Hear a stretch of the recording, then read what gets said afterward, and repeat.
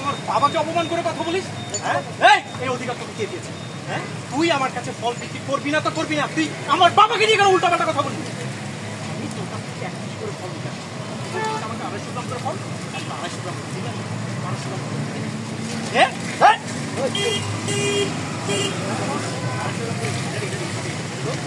Polls দিব না তো, এটা 1 টাকা দিতে হবে।